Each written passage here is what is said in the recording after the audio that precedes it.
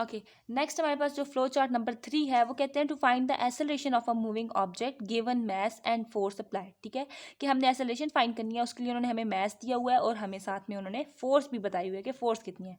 अब सबसे पहले हम स्टार्ट करेंगे, स्टार्ट में सबसे पहले फोर्स और मैस इनपुट के तौर पर लेंगे, और एक्सेलरेशन जो है हमारे पास फार्मूला होता है F is equal to ma।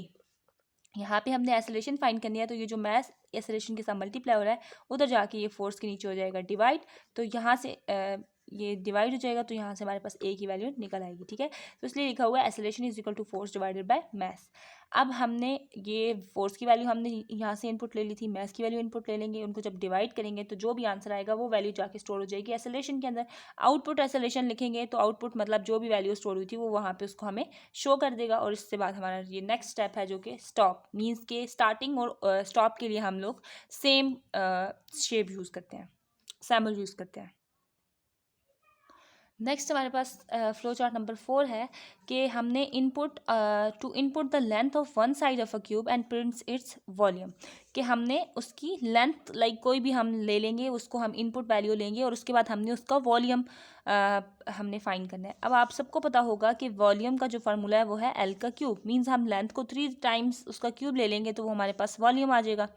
तो सेम हम पहले, लेकिन हमें उसके लिए हमारे पास लेंथ होना ज़रूरी है जो कि हम इनपुट लेंगे लेंथ की। ठीक है, स्टार्ट हमने किया, इनपुट ली, पैरेललोग्राम में हम इनपुट लेते होते हैं और रेक्टेंगल के अंदर हम प्रोसेस करते होते हैं, जो भी फार्मूला है या जो भी प्रोसेस है वो हमने अप्लाई करना होता है। तो यहाँ पे ये फार्मूला है, इसके अंदर हम वैल्यू डालेंगे एल की, और लेट्स सपोज हमने एल हमारा इनपुट जो लिया वो है L2 लिया था, यहाँ पे v इज इक्वल टू 2 का क्यूब आ जाएगा और 2 का क्यूब 8 आ जाएगा, तो ये 8 वैल्यू जाके v के अंदर स्टोर हो जाएगी। उसके बाद जब उन्होंने कहा कि आउटपुट v मीन्स हमें आउटपुट डिस्प्ले करवा दो, तो वो हमें वहाँ पे 8 डिस्प्ले कर देगा और उसके बाद जो है वो हो जाएगा स्टॉप।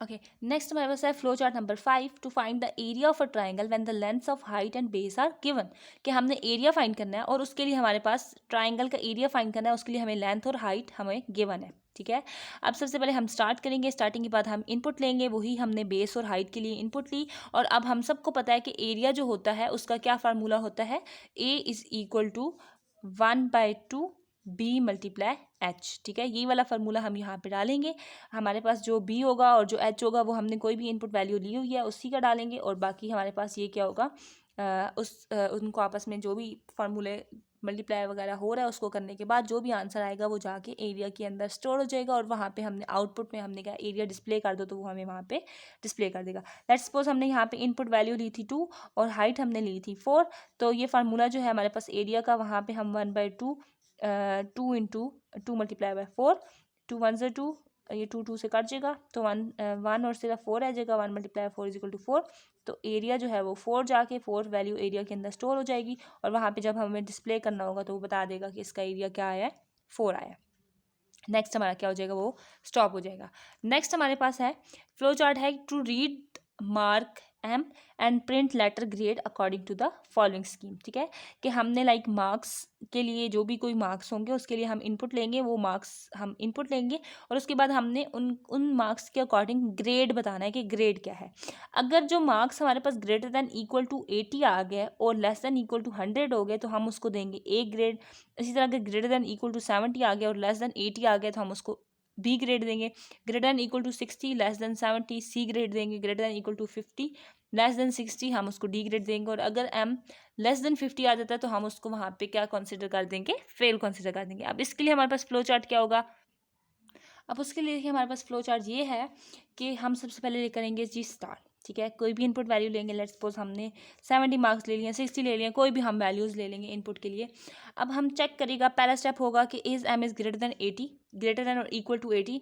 अगर तो वो जो भी मार्क्स हमने लिया है वो ग्रेटर दैन इक्वल टू 80 हुए तो हम यहाँ से इस तरफ मूव करेंगे और वो हमें बता देगा कि ए ग्रेड है, और उसके बाद जाके प्रोग्राम स्टॉप हो जाएगा। ठीक है, अगर वो marks greater than equal to 80 हुए तब, अगर वो 80 के इक्वल नहीं है, यहाँ से जो कंडीशन चेक हुई है वो वैसी नहीं है तो हम नो है तो हम नीचे वाली तरफ आ जाएंगे।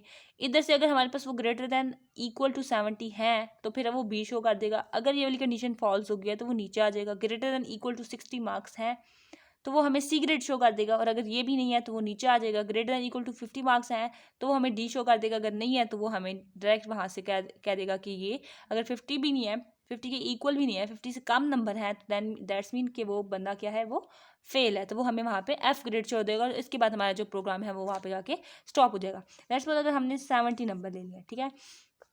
सबसे पहले हमारा प्रोग्राम स्टार्ट हुआ, फ्लो चार्ट हम फ्लो चार्ट के जरिए देख रहे हैं, जो लॉगरिथम हमने बनाया उसमें हम सबसे पहले देखेंगे स्टार्ट हुआ, इनपुट हमने ली 70, ठीक है। नीचे आएगा is M is greater than equal to 70, क्या 70 80 से बड़ा और इक्वल है, नो, ये कंडीशन फॉल्स हो गई, हम डायरेक्ट यहाँ से नीचे आ जाएंगे। नीचे आएंगे, यहाँ पे हमारे पास है कि is M greater than equal to 70, ये वाली कंडीशन हमारी ट्रू है, तो ट्रू होने के बाद हम यहाँ से येस होके, और ये हमें शो कर देगा इस बंदे का ग्रेड क्या है, बी है। अब लेट्स सपोज कि अगर हमारे पास नंबर होते 45, ठीक है, तो हम यहाँ से इनपुट लेने के बाद हम जब नीचे आते हैं तो वो number 45 equal to greater than equal 80 नहीं है, तो ये नो हो के नीचे पे आता है, यहाँ पे भी नो हो जाता है, यहाँ नीचे आता है, यहाँ पे भी कंडीशन फॉल्स हो जाती है, यहाँ पे आता है, यहाँ पे भी कंडीशन फॉल्स हो जाती, तो ये यहाँ पे हो जाता है नो, और वहाँ पे हमें वो शो कर देता है कि ग्रेड क्या है, इनका फेल ग्रेड है। ओके, नेक्स्ट हमारे पास जो फ्लो चार्ट है वो है कि हमने फाइंड करना है the expected population after years के, ठीक है, कि हमने पॉपुलेशन एक्सपेक्टेड हमारी क्या पॉपुलेशन हो सकती है लाइक कुछ ईयर्स के बाद।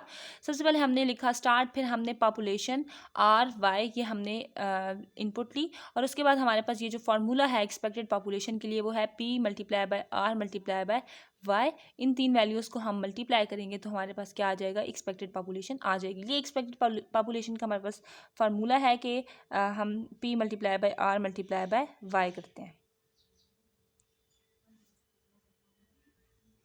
ओके, नेक्स्ट हमारे पास फ्लो चार्ट नंबर 8 है to find the exponent E of a given number. हमने एक्सपोनेंट ई फाइंड करना है, किसी भी नंबर के हमने एक्सपोनेंट निकालना है, तो वो कैसे निकालेंगे, सबसे पहले हम स्टार्ट करेंगे, उसके बाद हमारे पास वो क्या नंबर है और उसका कितना मतलब लाइक उसका एक्सपोनेंट हमने कौन सा एक्सपोनेंट फाइंड करना है, उसके लिए हमने ये यूज़ किया। अब उसके बाद नेक्स्ट हमारे पास है कि हम ले लेते हैं कि पी 1 है और के 1 है, ठीक है। अब P is equal to P multiply by N, P और एन को आपस में मल्टीप्लाई कर देंगे। नेक्स्ट नीचे आएंगे और हम कंडीशन लगाएंगे कि इस के is less than equal to E, के वो जो के की वैल्यू है 1 से जो हमने स्टार्ट किया है वो ई से छोटी और इक्वल है। अगर वो ई के छोटी और इक्वल है तो कंडीशन येस हो जाएगी, और येस होने के बाद ये जो के की वैल्यू थी इसके अंदर हम 1 प्लस कर देंगे, और 1 प्लस होने के बाद अगेन ये वाला स्टेप रिपीट होता रहेगा। ये तब तक रिपीट होता रहेगा जब तक के जो है वो लेस देन इक्वल टू 8 ई नहीं है, ठीक है। जैसे ही के बड़ा आ जाएगा तो उसके बाद यहाँ से ये ब्रेक होके और वो हमें उतनी ही पी शो कर देंगे। अब जैसे हमारे पास हम कोई एग्जांपल लेते हैं, जैसे हमारे पास हम n नंबर लेते हैं, नंबर हमारे पास हमने लिया जी 2, और एक्सपोनेंट हम जो उसकी फाइंड कर रहे हैं वो हम ले रहे हैं कि 3 मीन्स के 2 की पावर 3। आप सबको पता है कि 2 की पावर 3 होता है 8। अब हम इसको इस फ्लो चार्ट एलोगिथम की मदद से सॉल्व करेंगे। पी और के को हमने 1 ले लिया, ठीक है। पी और के को हमने 1 इसलिए लिया क्योंकि हम लाइक जब वैल्यूज़ फाइंड करेंगे तो उसके लिए हमारे लिए उस राउंड को पूरा करने के लिए पी और के लिए वैल्यूज़ होना ज़रूरी थी, ठीक है। के रिप्रेजेंट कर रहा है कि कितने लाइक कितनी दफ़ा हमने ये कंप्लीट करना है, राउंड कंप्लीट करना है, ठीक है। अब हमने एक कंसिडर कर दिया कि पी की जो वैल्यू है वो क्या आएगी, कि पी को हम अगर एन के साथ मल्टीप्लाई करते जाए तो ये हमने एक लाइक फार्मूला सेट कर दिया, ठीक है। अब सबसे पहले हमारे पास अभी हमारे पास है के की वैल्यू 1। इन्होंने कहा कि इस के लेस देन इक्वल टू ई, क्या के ई से छोटा और इक्वल है, तो के की अभी वैल्यू क्या है 1, और ई हमने क्या लिया 3, तो is 1 is less than equal to 3, condition क्या है ट्रू। ट्रू होने के बाद येस होने के बाद ये क्या हो जाएगा कि के की वैल्यू 1 थी तो उसकी न्यू वैल्यू क्या हो जाएगी, 1 + 1 करेंगे तो ये न्यू वैल्यू हो जाएगी 2। 2 होने के बाद दोबारा यहाँ पे क्या होगी, ओके सॉरी, हम क्या करेंगे जब p इज इक्वल टू 1 करेंगे और k इज इक्वल टू 1 करेंगे तो उसके बाद जो p is equal to p multiply by n है, इसके अंदर p की वैल्यू हम डालेंगे। p की वैल्यू हमारे पास क्या है 1 और n की वैल्यू क्या है 2, तो क्या हो जाएगा 2 1 ज़र 2 मीन्स p क्या वैल्यू क्या है 2। उसके बाद ये वाली नीचे वाली कंडीशन चेक होगी जिसमें हमने कहा है कि इस k is less than equal to e, क्या k जो है वो e से छोटा है और इक्वल है, तो k e से छोटा है और इक्वल भी है, नहीं मतलब छोटा है मीन्स के ये है 1, ठीक है। 1 क्या है छोटा है, लेस देन इक्वल टू 3, तो ये कंडीशन ट्रू है। यहाँ से यस होगी, यहाँ पे आएगा, यहाँ पे वो जो के की 1 वैल्यू थी उसके अंदर 1 और ऐड कर देंगे, ये हो जाएगी के की न्यू वैल्यू हो जाएगी 2। अब के की 2 वैल्यू होगी, उसके बाद दोबारा पी की वैल्यू क्या थी, हमने यहाँ पे 2 किया है, 2 के साथ दोबारा 2 को मल्टीप्लाई करेंगे तो पी की वैल्यू न्यू वैल्यू हो जाएगी 4, ठीक है 4 हो जाएगी। और के की यहाँ पे वैल्यू है 2, 2 is less than equal to 3, ये कंडीशन ट्रू है, तो ये दोबारा यहाँ पे येस हो जाएगा। यहाँ पे आके के की वैल्यू 2 थी, अब 2 के अंदर 1 फिर प्लस करेंगे तो के की वैल्यू हो जाएगी 3। 3 होने के बाद दोबारा हम इस फार्मूले पे आएंगे जहाँ पे p is equal to 4 multiply by 2, क्योंकि न्यू वैल्यू जो थी वो 4 हो गई थी, ये हो जाएगी जी 8। p की न्यू वैल्यू हो जाएगी 8। उसके बाद आएगा यहाँ पे k की वैल्यू भी 3 हो गई थी, 3 is less than equal to 3। Less than वाली कंडीशन नहीं है ट्रू, लेकिन इक्वल वाली कंडीशन ट्रू है, जिसकी वजह से हम दोबारा यस होगा। यहाँ पे यस हो के k की 3 के अंदर 1 वैल्यू पुट करेंगे तो अब k की न्यू वैल्यू हो जाएगी 4 वैल्यू होगी। जब दोबारा ये वाला फार्मूला लगेगा मीन्स के हम p जो 8 वैल्यू थी उसको हम 2 के साथ मल्टीप्लाई करेंगे तो हो जाएगा 16 वैल्यू आ जाएगी। और उसके बाद हमारे पास क्या होगा, 16 आने के बाद जब कंडीशन चेक होगी तो वो कंडीशन हो जाएगी फॉल्स, तो यहाँ पे वो हमें इनपुट आउटपुट दे देगा p।